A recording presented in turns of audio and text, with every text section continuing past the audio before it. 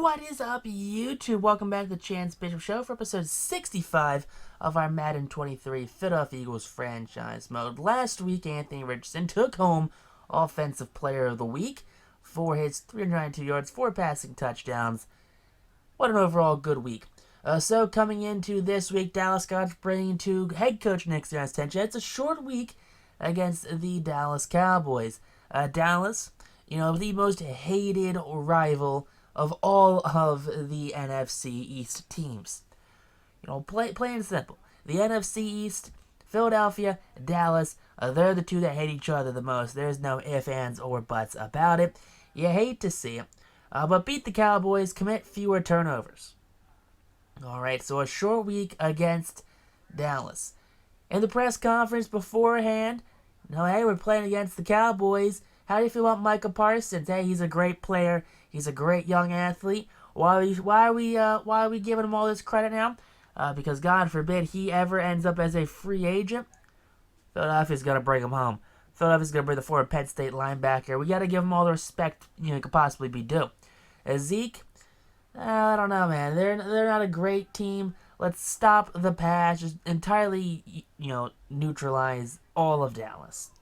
Defensively or offensively for Philadelphia, let's throw against Eli Rick. Sure, he's coming off of a Defensive Player of the Week award, but so what? Who cares? Random players win Defensive Player of the Week all the time, but I feel like we have a better offense and they have a better pass covering defense. Now going through here, speaking of that offense, it is all good to go. You like to see that right there. Offensively, they are great. Defensively, Hassan's good, Sweat's good, Breezy, Cox, and Davis are all good. The linebacker room is great, and the secondary is locked in and ready to go. Josh Sweat and LJ Johnson both had great weeks this week.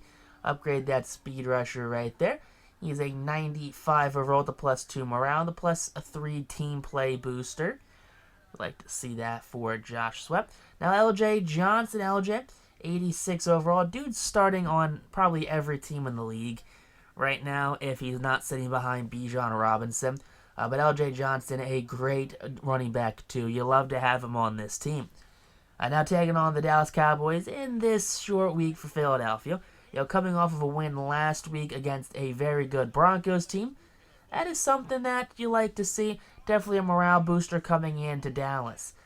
Dallas, Philly, like I said earlier, probably the biggest rivalry in the NFL. You can't name me a better or a bigger rivalry in probably all of football. Maybe all of American sports, maybe outside of Philly, Pittsburgh. Maybe Philadelphia and the Mets, maybe. I feel like it's just Philadelphia and any team has the best rivalry. Actually, never mind. I think the Giants and Dodgers have a better rivalry because someone got stabbed in the parking lot one time of a Giants and a Dodgers game.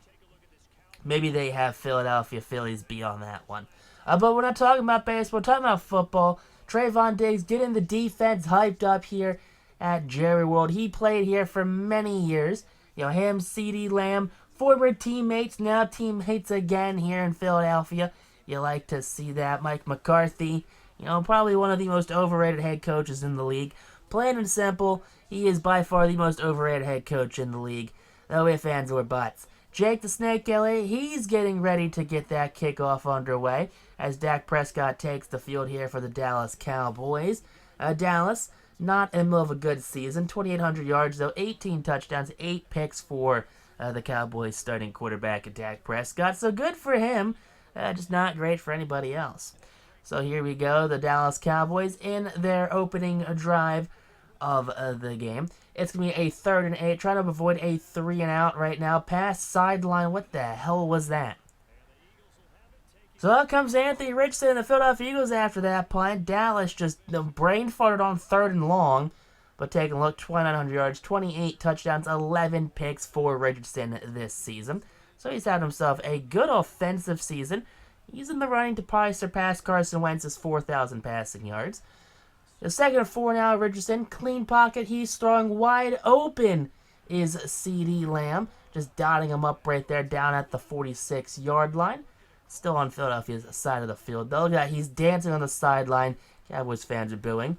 Play action, here we go. That's going to be a sack right there. That's going to be Tank Lawrence on the sack.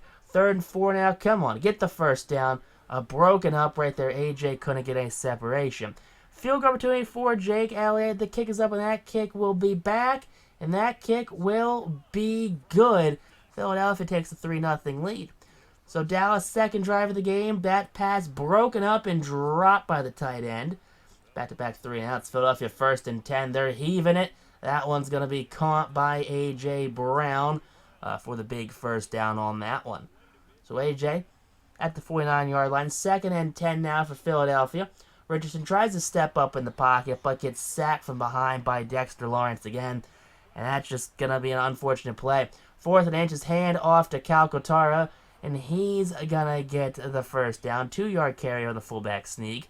3rd and 4, here we go, and that's a sack fumble picked up by Dallas's defense. That's going to be a foot race to the end zone.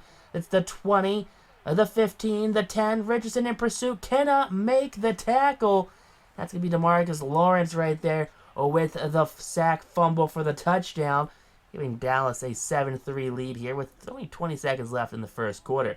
Philadelphia trying to do what they can, get CeeDee Lamb involved.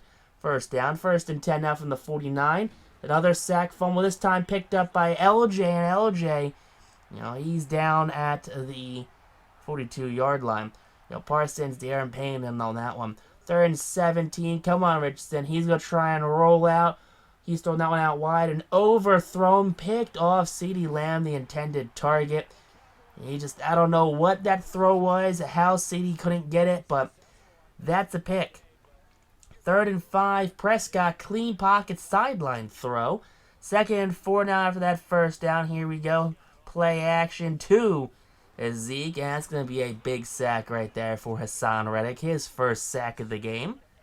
Now 3rd and 15 following the sack.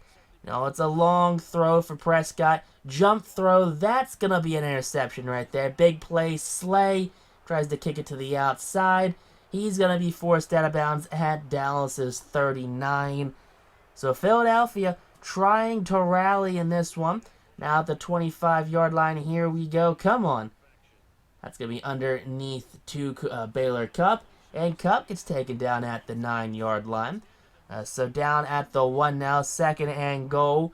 Richardson, he's got himself a wide open Devontae Smith in the end zone. And Smith picks up another touchdown on the season. Absolute merchant in the red zone. 10-7 now with 3 minutes here in the second quarter. Philadelphia looking to squash any drive by Dallas. That's going to be a hit and a fumble picked up by Ronnie Harrison. Harrison foot race. He's going to be down at the 9-yard line. Fumble recovery for the safety. The 2nd and goal at the 5-yard line. Play action, handoff, LJ Johnson. There you go. Full head of steam, and he's in the end zone for the touchdown.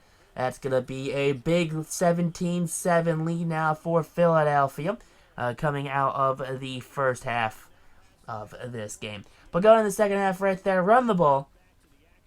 Defensively, I'm probably going to have to stop Dak Prescott still. Stop the short pass. 2nd and 3 now, LJ Johnson. He's got himself a first down and a little bit more. 34 yards on the day on 8 carries. And now here we go, 4th and 1. That's going to be Calcaterra again. And Grant's got himself a big first down, 7-yard pickup. 3rd and 3 from the 14. Richardson. That pass, just ill-advised pass right into double coverage. Down the sideline, that's a foot race. Jurgens gets left in the dust. And that's going to be a pick 6 right there for the Dallas defense. Terrell Edmonds with the pick 6 right there. Don't know what Richardson was looking at, but that was not the right play. 1st and 10, that's a sack fumble picked up by Micah Parsons. And Parsons takes it to the end zone for the touchdown. Micah Parsons gives Dallas their first lead of the game. 21-17 now, 17 seconds left here in the third quarter. That's going to be a pass to LJ Johnson. LJ makes his way to the 36-yard line on Dallas' side of the field. So Philadelphia in a hole now. They need to score some points and quick. 9 minutes left here in the game. That one's on third down. That one's knocked up in the air.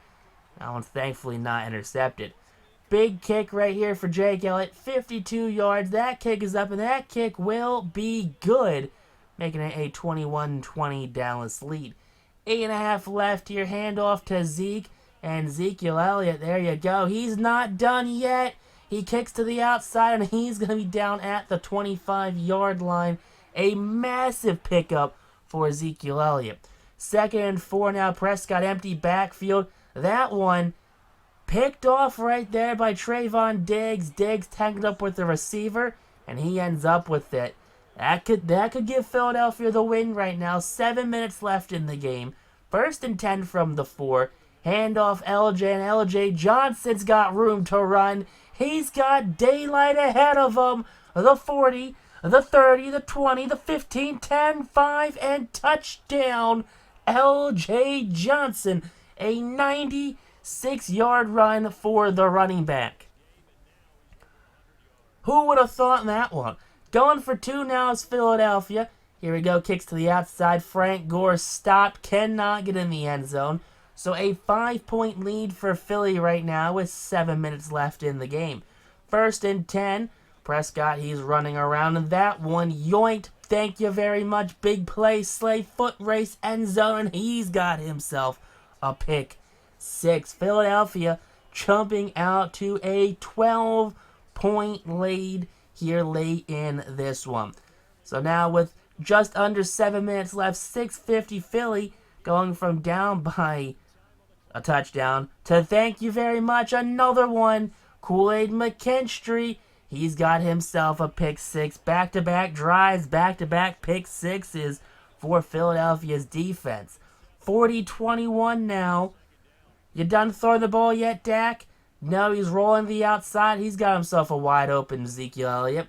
Trayvon Diggs sleeping on the play, and that's going to be a big boy touchdown for the Cowboys. 4.5 left here in the game. Richardson sacked from behind on 3rd and 8. So a massive punt puts him at the 1. 1st and 10. Come on, get the stop. There you go. That's a safety. Make him punt the ball, why don't you? That's a big stop by Philly's defense right there. Philadelphia after the punt. They hold the lead. Burn out the clock. McCarthy's unhappy. You know who's very happy? Nick Sirianni, 42-28, the final score here. Philadelphia, a bunch of dumb plays on their part kind of cost them a shutout.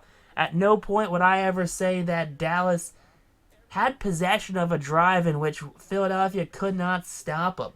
You had a sack fumble for a touchdown. You had a pick 6 for a touchdown.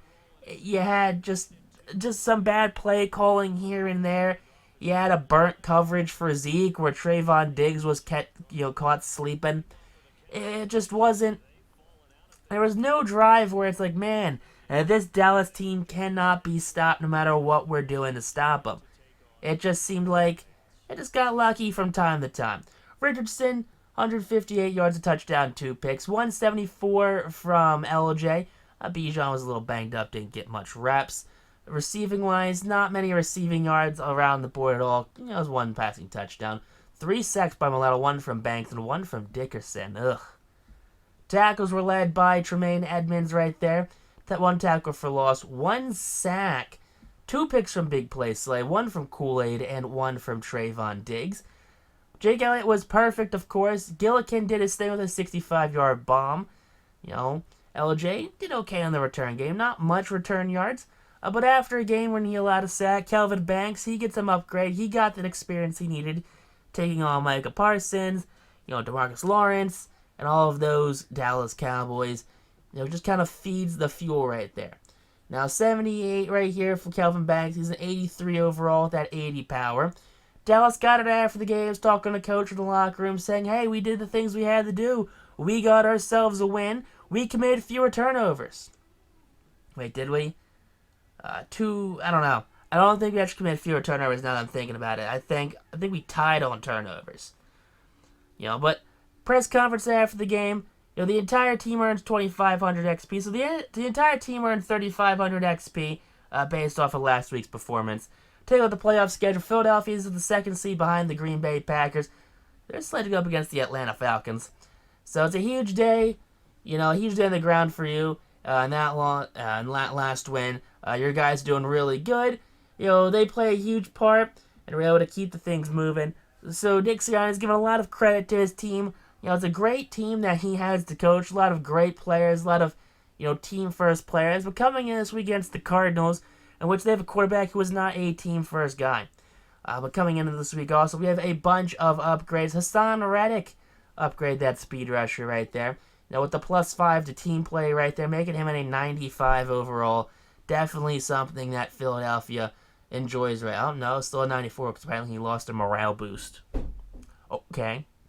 Richardson, 88 overall with the morale play. Throw that into improviser, which is what you like to see. Still an 88 overall, which is nice. He's getting up there. Nakobe Dean, 84 overall with the +3. 85 now for Nakobe Dean with the morale and the team play. You like to see that. Kool-Aid McKinstry. Good old Kool-Aid had a pick 6 last game. Upgrade that man-to-man. The future of our corner positions, what we like to see here. That's why I rock's the number 1. Baylor Cup, the tight end. Upgrade that possession catch because, of course, where else would we upgrade on a tight end? Kendrick Green, backup left guard, sitting behind Landon Dickerson. Now going to upgrade that agile ability. He's a 77 agile now. Bunch of depth guys right now. Kendall Daniels, though, 78 overall, the morale and the team play boost. 76, so he's in the green now. Mason Richmond, he's a good backup right tackle. He's sitting behind Kelvin Banks, 78 overall for Richmond right here. He could have started probably if we didn't draft Banks. Josh Jobe, converted safety. Was a corner who went corner 6 on our roster. He's safety. He's like a safety 3. Frank Gore, running back 3. Upgrade that elusive back right there. Gore doesn't really get the respect he deserves in that running back room.